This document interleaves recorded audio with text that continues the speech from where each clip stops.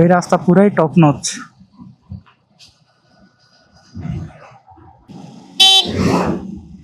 শালার এইভাবে ট্রাক ঢোকাই দিছে, কোনো সিগন্যাল নাই।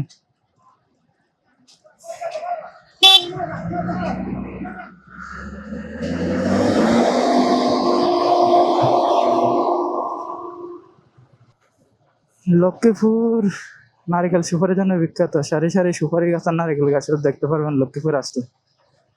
যত গ্রামেই যান না কেন লক্ষ্মীপুর, শুধু নারিকেল সুপারি দেখতে পারবেন অজস্র। মজু চৌধুরীর হাট।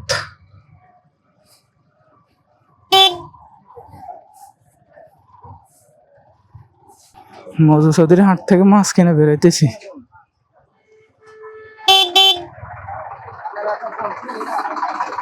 ঢুকা দিছে টলি।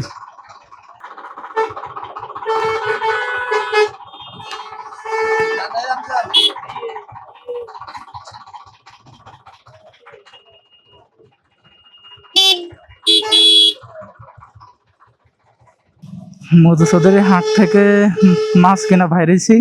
তো মূলত পোয়া মাছ সহ কিছু মিক্স মাছ আছে, ওই মাছ আমরা কিনে বেরিয়েছি। আর চাইছিলাম ইলিশ মাছ কেনার জন্য, কিন্তু এখানে সিন্ডিকেট, মানে বিশাল সিন্ডিকেট, এই জন্য ইলিশ মাছ কিনতে পারিনি। মানে নিলামে যখন মাছের দাম উঠায় তখন তারা নিজেরাই নিলাম ডাকে।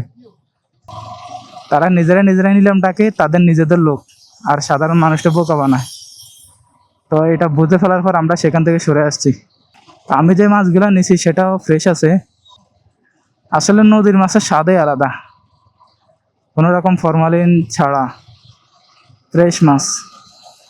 নোয়াখালী এখান থেকে 53 কিলোমিটার, আর লক্ষ্মীপুর 10 কিলোমিটার। এই মধু চৌধুরীর হাট থেকে লক্ষ্মীপুর সদর, এই রাস্তাটা মানে টপ নচ, 1 নম্বর। যদিও 2 লেনের না, মানে সিঙ্গেল লেনে 2 পাশের গাড়ি চলতেছে। সিঙ্গেল লেন বলতে ডাবল লেনে, কিন্তু মাঝখানে কোনো রেলিং নেই।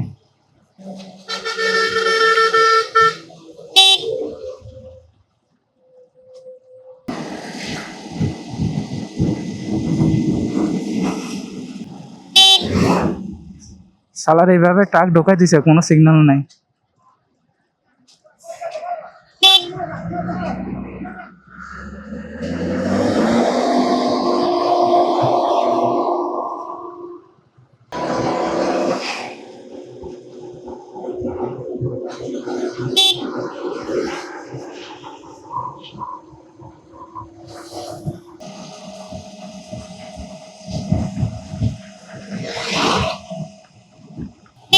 সামনের হুন্ডাতে আমাদের মাছ, মধু চৌধুরী ঘাট থেকে যে মাছ কিনলাম সেই মাছ হচ্ছে সামনের হুন্ডার বাম পাশে যে ব্যাগটা ঝুলানো আছে সেই ব্যাগে। এখন কথা হচ্ছে বরফ দিয়ে নেই, এই জন্য চিন্তা করতেছি মাছ কি বাসা যাইতে যাইতে নষ্ট হয়ে যাবে কিনা।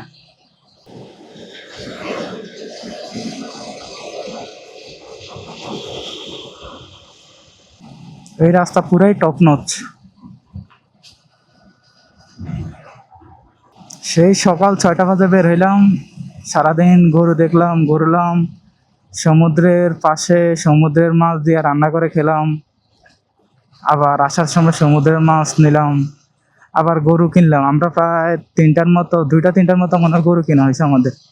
কিন্তু সারাদিন জার্নি করার পরেও, এত কিছু করার পরেও এখন যে যাচ্ছি, একটা যে টায়ার্ড ফিল হওয়ার কথা, ক্লান্তি ভাব আসার কথা, সেটা কিন্তু আসতেছে না। আমার কাছে কিন্তু ভালোই লাগতেছে, ফ্রেশ লাগতেছে। বরং আমি এখন রাইড করতেছি। চলে আসলাম লক্ষ্মীপুর সদরে। পিছনের রাস্তা দিয়ে 2 কিলোমিটার সামনে গেলে লক্ষ্মীপুর সদর। তো আমরা যেহেতু রায়পুরের দিকে চলে যাবো, এরপরে রামগঞ্জ, এই জন্য আমরা বামে মোড় নিলাম। এই রাস্তার সমস্যা হচ্ছে যে এই রাস্তা ঢেউ, মানে প্লেন রাস্তা না, লেভেল না। এই রাস্তা ঢেউ খেলতেছে রাস্তা। আমরা আছি এখন রায়পুর রোডে, মানে রায়পুর থেকে লক্ষ্মীপুর যে রাস্তাটা চলে গেছে সেই রাস্তায় আছি। লক্ষ্মীপুর থেকে বের হয়েছি, মূলত রায়পুরের দিকে এখন যাচ্ছি।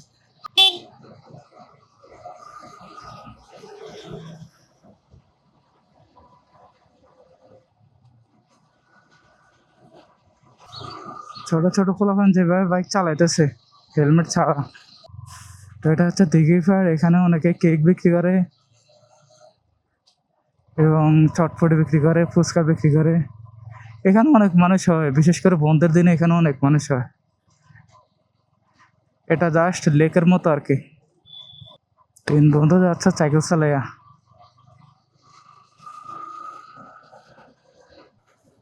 লক্ষ্মীপুর নারিকেল সুপারির জন্য বিখ্যাত। সারি সারি সুপারি গাছ আর নারিকেল গাছ দেখতে পারবেন লক্ষ্মীপুর আসলে। যত গ্রামেই যান না কেন লক্ষ্মীপুর, শুধু নারিকেল সুপারি দেখতে পারবেন অজস্র। নারিকেল সুপারির দেশ লক্ষ্মীপুর।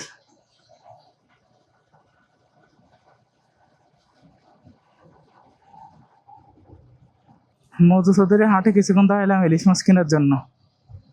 মানে এতটা সিন্ডিকেট যে মানুষ মাছ কেনার মতো কোনো অবস্থা নেই। যখন মাছটা ডাক দেয় মানে নিলাম তোলে, তখন তাদের কয়েকজন লোক মাছের দাম তোলে এবং কিছু মানুষটা বোকা বানায়। আমাদের সামনে দুইবার এমন হয়েছে এবং আমাদের সাথে এমন করতে চাইছে, এবার আমরা বলছি না, আমরাই মাছ নিব না। তো সারাদিন ঘুরলাম, সেই সকাল 6টা বাজে বের হয়েছি, সারাদিন বাইরে ছিলাম। সকালের নাস্তা, দুপুরের খাবার সবই বাইরে। গরু কিনলাম, মাছ কিনলাম। অবশেষে সন্ধ্যা হয়ে গেছে, চলে যাচ্ছি বাসাতে। ব্লগটা এখানে শেষ করতেছি। সবাই ভালো থাকেন, সুস্থ থাকেন। আল্লাহ হাফেজ।